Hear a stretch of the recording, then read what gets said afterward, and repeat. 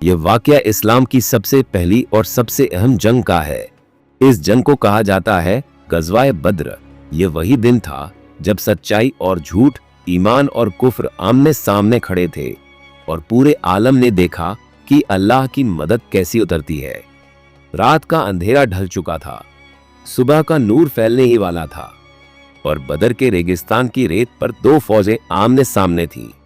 एक तरफ सिर्फ 313 मुसलमान, उनके पास कमजोर हथियार, कुछ जंग लगी तलवारें, कुछ तीर और टूटी हुई ढालें, लेकिन उनके दिलों में था ईमान और अल्लाह और उसके रसूल सल्लल्लाहु अलैहि वसल्लम पर पूरा भरोसा।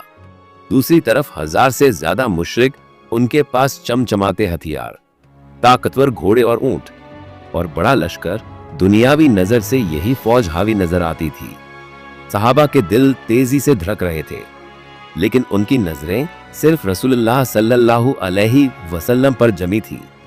आप सल्लल्लाहु अलैहि वसल्लम ने दोनों हाथ आसमान की तरफ उठाए, आंखों से आंसू बह निकले और जमीन से आसमान तक गूंज उठी वो दुआ, या अल्लाह, अगर यह छोटी सी जमात आज मिटा दी गई तो फिर तेरा नाम लेने वाला कोई न रहेगा।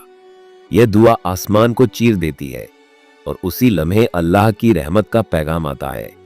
अचानक आसमान का रंग बदलता है, तेज हवा चलती है, रेत का तूफान उठता है और बादल गरजने लगते हैं। सहाबा ने देखा सफेद लिबास पहने हुए लश्कर, घोड़ों पर सवार फरिश्ते आसमान से ऐसे उतर रहे हैं जैसे बादल बरसते हैं। उनकी आवाज गूंज रही थी, जंग शुरू होती है, तलवारें टकराती हैं, ढालें टूटती हैं, रेगिस्तान की रेत खून से लाल हो जाती है, लेकिन मुसलमानों का हौसला आसमान छूने लगता है। उनके साथ अब फरिश्तों का लश्कर था। हर वार में अल्लाह की मदद शामिल थी। मुशरिकों की सफ़ें बिखरती, उनके दिल कांपते और उनके कदम लड़खड़ाने लगते।